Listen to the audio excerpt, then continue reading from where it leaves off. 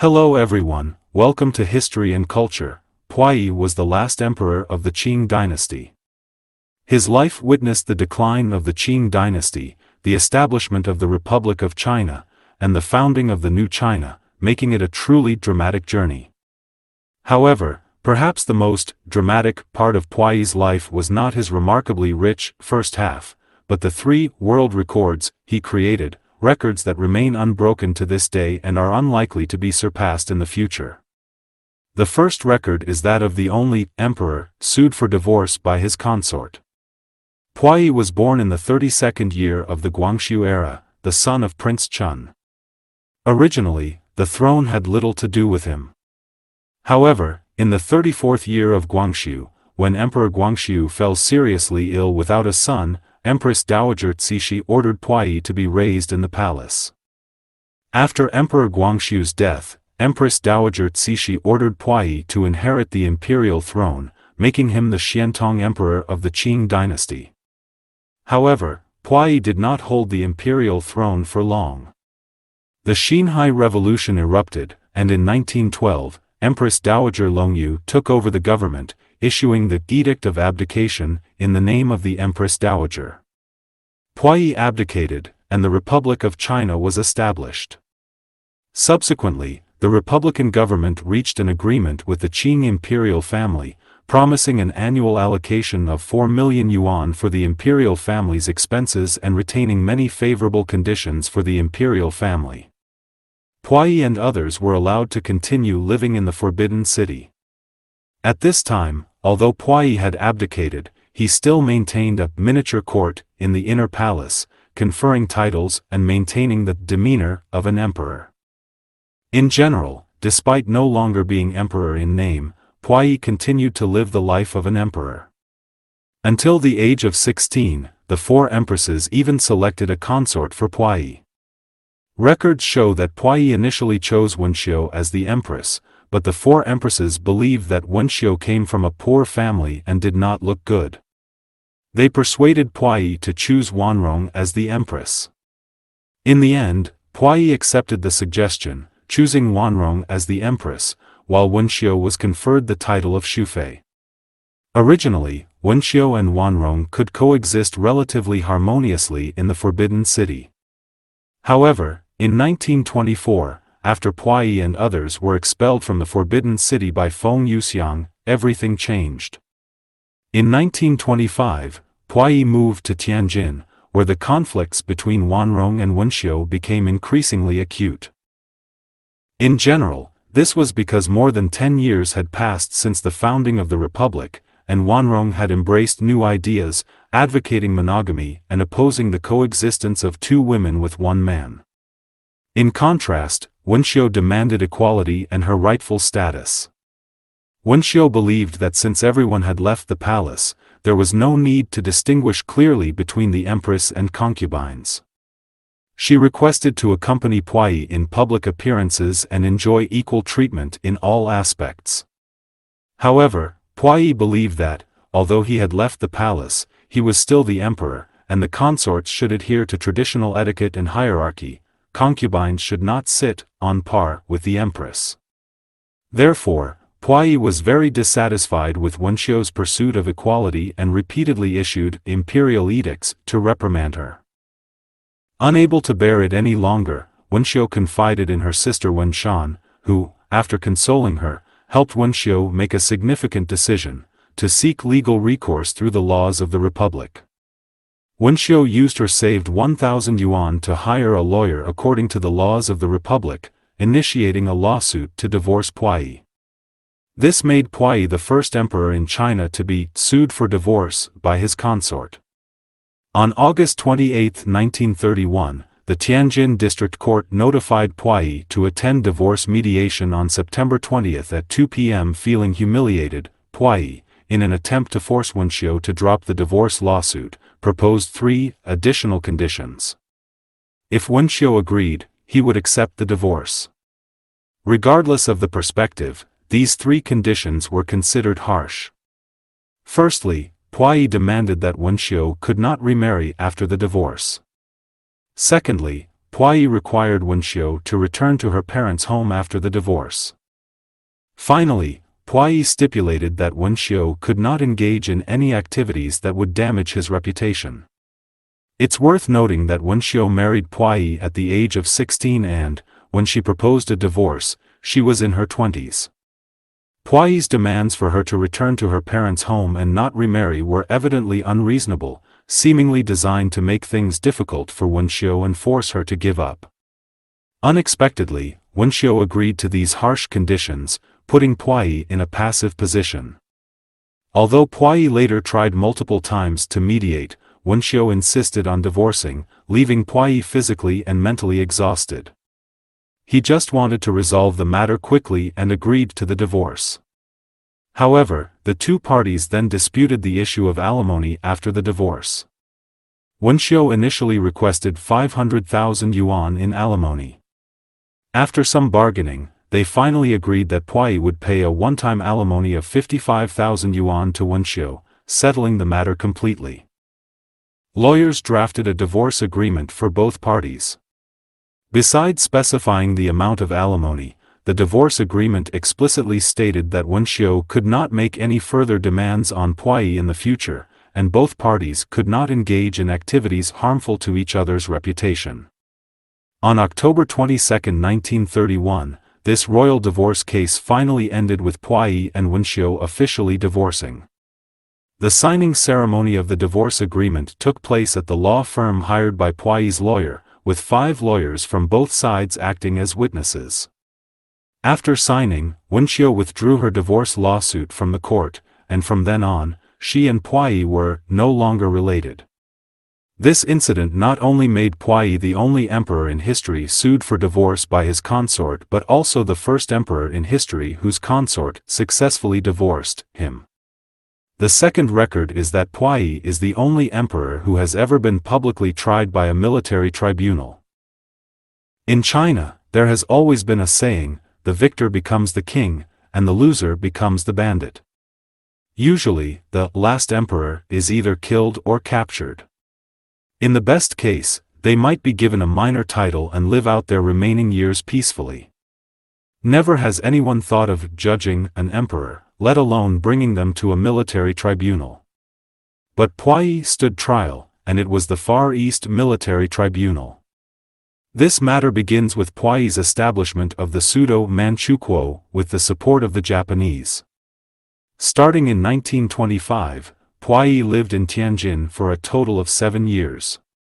During these 7 years, he was actively involved in seeking a restoration. Ultimately, Puyi began to believe that Japan was the external force he needed for restoration. After the September 18 incident, in 1931, Japan quickly occupied the entire northeast and, in 1932, supported Puyi in establishing the pseudo-Manchukuo in the northeast. Puyi assumed leadership of the pseudo-Manchukuo, naming his reign era Datong. In 1934, Puyi renamed the pseudo-Manchukuo to the pseudo-Manchu Empire, declared himself emperor, and held a coronation ceremony once again. Despite Puyi seemingly reclaiming the throne, he was nothing more than a puppet emperor, constantly under the influence of the Japanese, perhaps even worse off than when he lived as a commoner. At this point, Puyi finally saw the true face of Japan and began planning his escape to break free from Japanese control. In 1940, Puyi secretly contacted members of the Salvadoran diplomatic delegation, hoping to escape to El Salvador to evade Japanese control. Although El Salvador agreed to Puyi's request, due to the betrayal of the pseudo-Manchukuo guards, Puyi's escape plan failed, missing a golden opportunity to flee. In 1945, the Soviet Union declared war on Japan and launched an offensive in the northeast against the pseudo-Manchukuo. Under the Soviet attack, the pseudo-Manchukuo quickly collapsed. Puyi and his family fled overnight, and during the escape, Japan surrendered. Puyi once again announced his abdication. However, this time, Puyi did not escape. On August 19, while Puyi was in Shenyang preparing to board a plane to Japan, he was arrested by Soviet Red Army paratroopers. Subsequently, he was imprisoned by the Soviet Red Army. Despite Puyi being in captivity, the Soviets were aware of his identity and accorded him special treatment. For instance, Puyi could dine separately and was exempt from labor. Perhaps it was because of this that Puyi repeatedly petitioned the Soviet Union, expressing his willingness to permanently reside in the Soviet Union. However, some believe that Puyi's desire to live permanently in the Soviet Union was driven by fear of punishment upon being returned to China. Unfortunately, even though Puyi frequently extended goodwill to the Soviet Union, he ultimately could not escape the judgment of the court. In January 1946, the Far East International Military Tribunal was established, and the victorious Allied nations held trials for Japanese war criminals in Tokyo. On August 10, Puyi attended the Far East International Military Tribunal as a witness. During the trial, in an effort to escape responsibility and fearing reprisal from the Chinese government, Puyi shifted all blame onto Japan. Puyi claimed that he was coerced by the Japanese Guangdong Army and stated that during his tenure as the emperor of the Pseudo-Manchukuo, all his actions were manipulated by the Japanese, having no personal freedom or any authority. This made Puyi the first emperor in history to be tried by a military tribunal. Of course, he might also be the only emperor to undergo labor reform in a war crimes detention facility. In August 1950, the Soviet Union extradited Puyi to China, handing over Puyi and more than 200 other war criminals from the Pseudo-Manchukuo to the Chinese government at the Swifen border. Subsequently, they were sent to the Fushun War Criminals Management Center for ideological re-education and labor reform. Puyi's identification number at the time was 981. It wasn't until the end of 1959 that Puyi was finally granted amnesty. In the following year, he was arranged to work at the Chinese Academy of Sciences Botanical Garden. Later, Puyi was transferred to work with the Chinese People's Political Consultative Conference, marking the beginning of his new life. The third record is that Puyi is the only emperor in history to be buried in a public cemetery rather than an imperial tomb.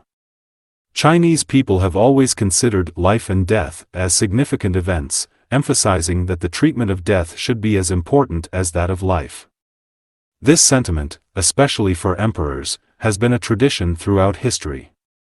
In ancient times, one of the first, important matters, for most emperors after ascending the throne was to choose a location for building their tomb.